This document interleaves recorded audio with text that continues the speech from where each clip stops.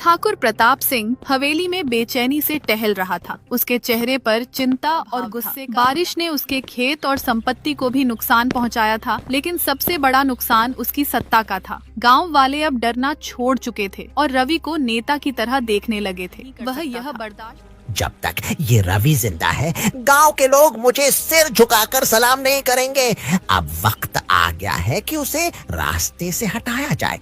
सरकार, लेकिन वह अब अकेला नहीं है, पूरा गांव उसके साथ है। अगर हमने कुछ किया तो लोग हमारे खिलाफ खड़े हो सकते हैं। मैं अब भी इस गांव का मालिक हूँ। जितना डरा कर रखना था रख लिया, अब चालाकी से खेल खेलना होगा। ठाकुर थोड़ा शांत होकर अपनी योजना बनाता है। वह सोचता है कि अगर सीधे रवि पर हमला किया तो गांव के लोग भड़क सकते हैं, इसीलिए वह एक और षड्यंत्र रचता है। वह गांव में अफवाह है कि रवि ने गांव के लोगों की जमीन ठाकुर को बेच दी है। अगले दिन ठाकुर के आदमी गांव में जाकर कानाफूसी शुरू कर देते हैं। सुना है रवि ने ठाकुर से सुलह कर ली, उसने हमारी जमीनें ठाकुर को बेच दी। हाँ, हमें तो लगता था कि रवि हमारे में वह धोखा दे रहा है। धीरे धीरे गांव में यह झूठ फैलने लगता है। कई लोग जो रवि को अपना नेता मान रहे थे अब शक करने लगते हैं। रामलाल काका और कुछ समझदार लोग जानते हैं कि यह ठाकुर की साजिश की तरह फैल जाती है।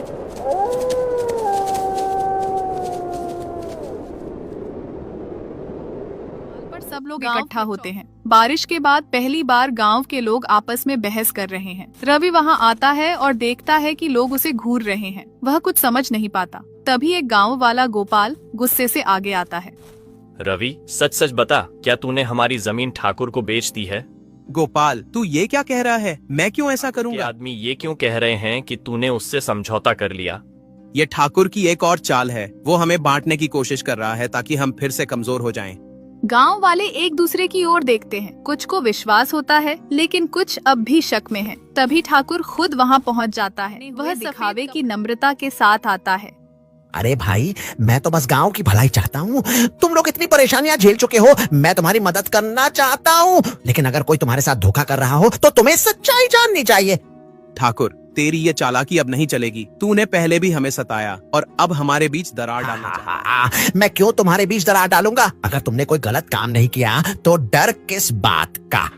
गांव वाले एक बार फिर भ्रम में पड़ जाते हैं। रवि देखता है कि ठाकुर धीरे धीरे गांव वालों का विश्वास तोड़ने में सफल हो रहा है। अगर उसने जल्द कुछ नहीं किया तो ठाकुर दोबारा अपनी पकड़ बना लेगा। रवि रात भर सोचता है कि ठाकुर की साजिश को कैसे उजागर किया जाए। अगले दिन वह ठाकुर की हवेली के पास जाकर छुप जाता है। वहाँ उसे ठाकुर के आदमियों की बातचीत। सरकार, गांव वाले अब धीरे धीरे रवि से दूर हो रहे हैं। जल्द ही वे फिर से आपकी शरण में आ जाएंगे।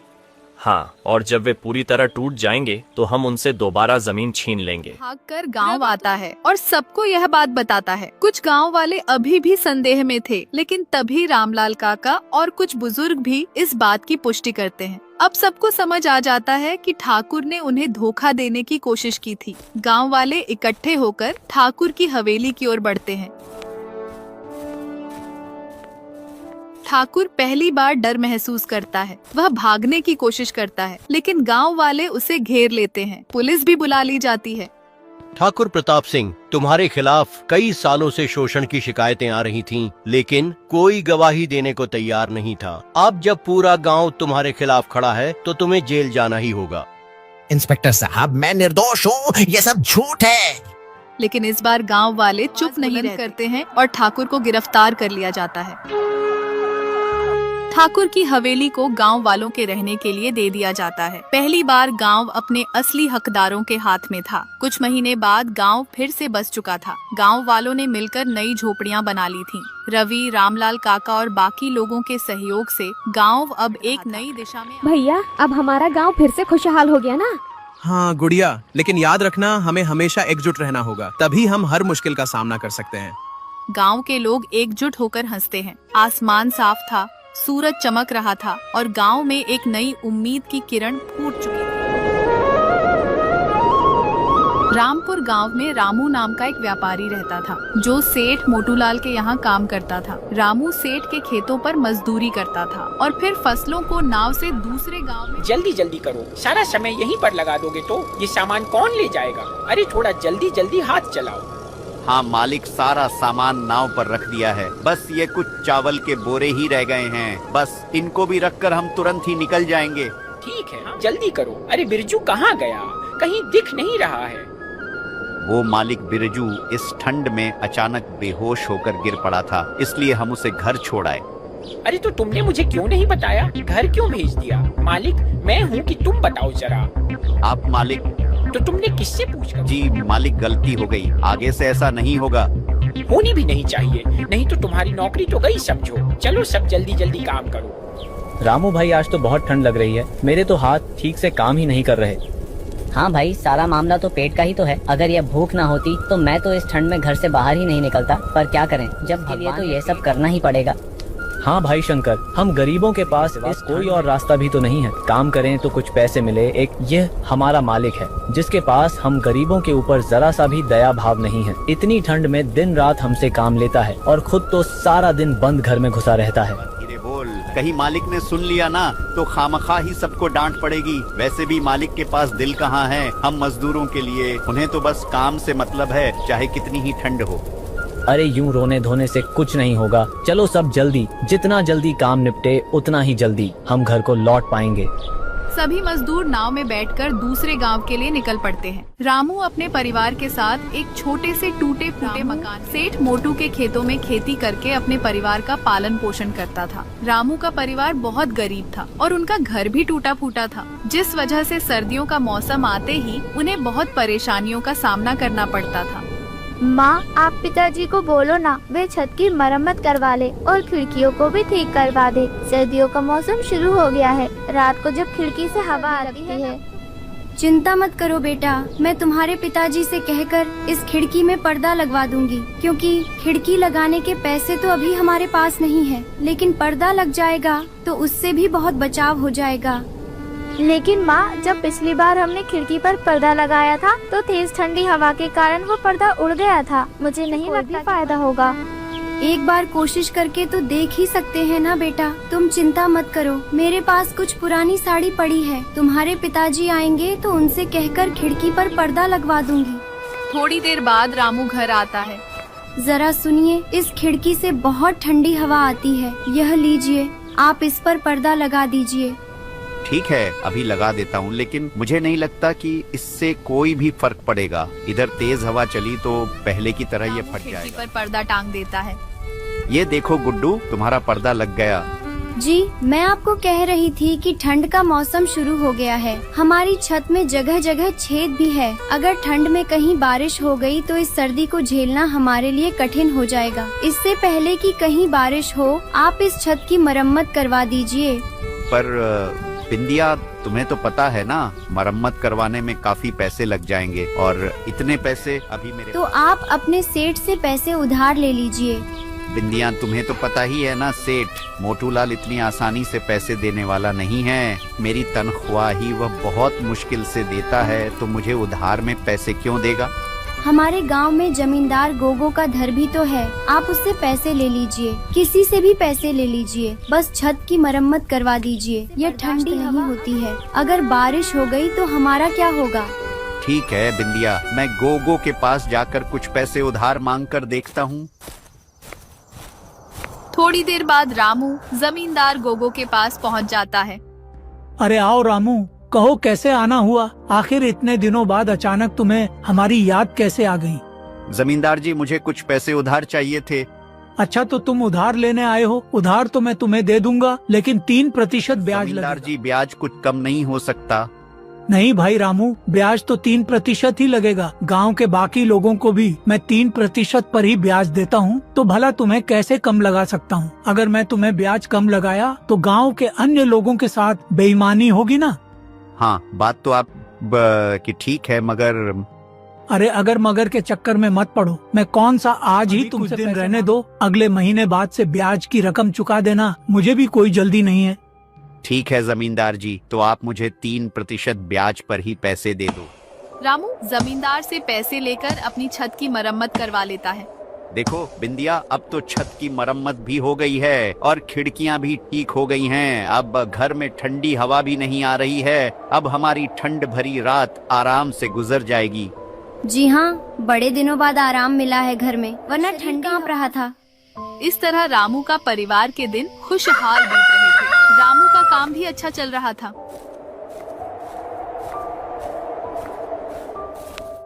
कहिए मुंशी जी, क्या चल रहा है? सब ठीक तो है ना? जी हुकुम, सब ठीक है। और भला आपके डर से कौन गलती कर सकता है? हाँ, डर जरूरी है, नहीं तो जमींदारी नहीं चलेगी। आज की जो भी आमदनी होगी वह मुझे बता देना। आया हूँ हुकुम, लेकिन एक छोटी सी दिक्कत है, एक जने को लेकर। दिक्कत किस वजह से हो रही है तुमको दिक्कत? हुकुम, वो हमारे गांव के मदन को लेकर उसने पिछले ही साल हमसे नाव खरीदने के लिए पैसे उधार लिए थे। हाँ तो क्या हुआ? उसने उधार सही समय पर नहीं भरा क्या? अरे हुकुम, भरता कैसे, उसका कारोबार ही ठप हो गया। सुना था कि उसकी दुकान में चोरी हो गई थी, जिससे उसे बहुत घाटा हुआ और अब वह उधार नहीं भर पा रहा। अच्छा ऐसा है, तो जो उसने नाव खरीदी है वो बहुत ही चालाक और लालची जमींदार था। पहले गांव की लोगों को बड़े भारी ब्याज पर पैसे देता था और ब्याज ना चुका पाने पर उनके घर, खेत खलिहान सब हड़प लिया करता था। यह पैसा रखो, जमींदार का आदमी आएंगे तो उन्हें यह पैसे दे देना। और कब तक देना होगा जी? गुड्डू अब बड़ा हो रहा है, उसकी पढ़ाई के लिए भी तो कुछ जमा करना होगा ना। और सब चुकता हो ही गया है, बस भगवान की कृपा से इसी तरह काम चलता रहा ना तो अगले आने वाले 3 महीनों में हमारा सारा कर्जा चुकता हो जाएगा। भगवान करे ऐसा ही हो। गुड्डू कहाँ है? उसका अच्छे से ख्याल रखना, आखिर वही हमारे लिए सब कुछ है। चलो मैं अब निकलता हूँ, नहीं तो काम में देरी हो जाएगी। अच्छे से जाइएगा।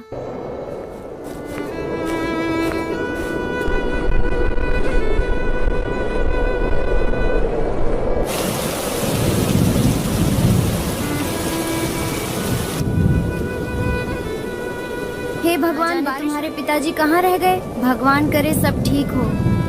माँ क्या हुआ? कुछ नहीं बेटा, तुम अंदर चलो, मैं अभी आती हूँ। भगवान उनकी रक्षा करना, इतनी बारिश हो रही है, बस वह सुरक्षित घर आ जाए।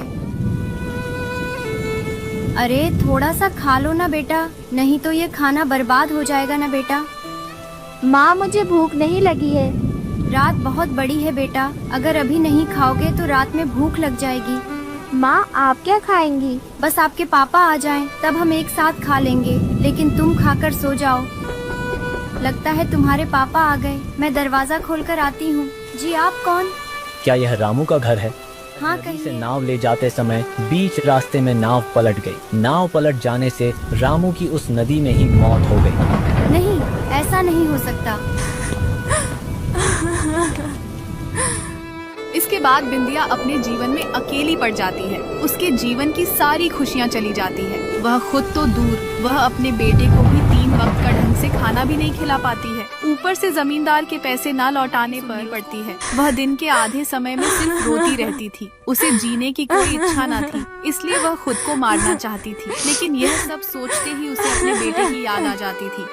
अगर मैं भी चली गई तो मेरे बच्चे को कौन देखेगा? नहीं, मैं कमजोर नहीं पड़ सकती। मुझे जीना होगा, अपने बेटे के लिए जीना ही पड़ेगा। लेकिन कुछ भी करूं, कुछ पैसे तो चाहिए ही। वो मैं कहां से लाऊंगी? जमींदार बाबू को तो वैसे ही पैसे देने हैं। अगर उनसे मांगूंगी तो क्या वह देंगे? जो भी हो, एक बार बोलकर देखती हूँ, हो सके दे दे। और कितना पैसा निकल रहा है जो उधार लिया था?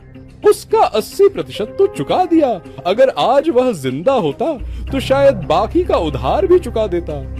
लेकिन उसके मरने से मेरा पैसा नहीं मिलेगा। वैसे भी बहुत समय हो गया है, अगर जरूरत पड़ी पैसे लेना होगा।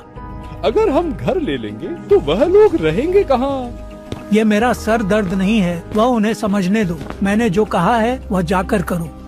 जी आप दोनों कैसी बातें कर रहे हैं? बेचारी विधवा कहाँ से भरेगी अब आपका ब्याज? और अब आप उसका घर लेने की ठंड में वह बेचारी अपने बच्चे के साथ कहाँ जाएगी? कम से कम उन दोनों के बारे में तो सोचो। उन दोनों का क्या कसूर? एक तो वैसे ही उनके सर पर मुश्किलों का पहाड़ टूट पड़ा है और आप इस ठंड में उनसे उनकी छत भी छीनना चाहते हैं। आप ऐसा मत कीजिए। यहाँ क्या कर रहा है? मेरे व्यापार में बार बार दखल अंदाजी मत किया करो। तुम्हारा काम घर में झाड़ू पोछा करना है, जाओ और अपना काम करो। माफी हुजूर, लेकिन ठकुराइन जी बात तो सही कह रही है। इतनी ठंड में वह बेचारे कहाँ जाएंगे? मैं रामू ने जितना पैसा दिया था उससे कहीं ज्यादा उसके घर की कीमत है। इसलिए आप वह घर ले लीजिए और उन्हें नदी किनारे वाला आपका जो पुराना घर है ना, वह उनको दे दीजिए और थोड़े बहुत पैसे भी दे देना। वैसे भी वह घर कब से वीरान था, कब नदी में बह जाए, और इसके लिए आपको कोई दोष भी नहीं दे सकेगा। वैसे भी अगर इतनी ठंड में आप उनको घर से बाहर निकालेंगे और यह बात गांव में फैलेगी, बदनामी होगी, लोग आपको बेरहम समझेंगे। बात तो तुम पते की कर रहे हो मुंशी। ठीक है, जैसा तुमने कहा है वैसा ही करो। जमींदार बाबू, आओ आओ, तुम्हारी ही बारे में बात चल रही थी। ये बकाया क्यों नहीं दिया?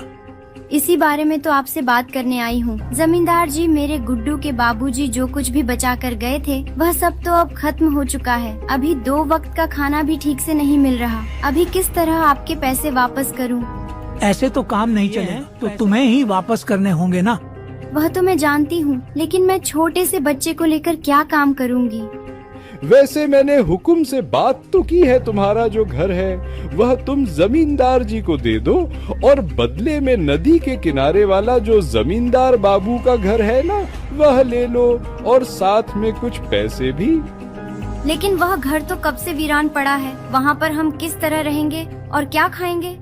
इन पैसों से तुम नदी के किनारे खाली वाली जगह पर फसल को बाजार में बेचकर अपना परिवार चला सकती हो। मैं इससे ज्यादा कुछ नहीं कर सकता हूँ।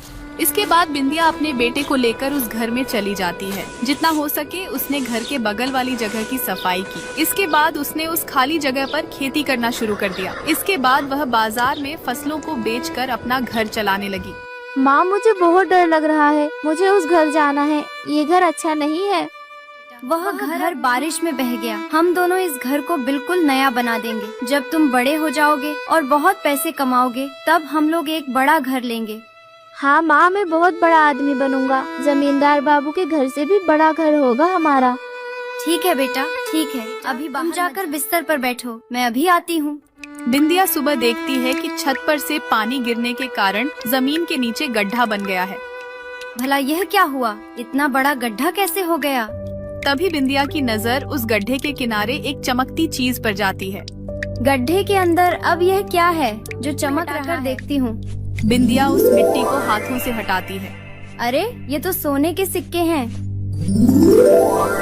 सोने के सिक्के से भरा मटका। इन सिक्कों के बारे में अगर जमींदार बाबू को पता चल गया तो वह तो सब लेकर चले जाएंगे। आज चले जाना होगा। इसके बाद बिंदिया सिक्कों को अपने झोले में रखकर अपने बेटे को साथ लेकर उस गांव से हमेशा हमेशा के लिए चली जाती है। फिर किसी और गांव में जाकर घर खरीद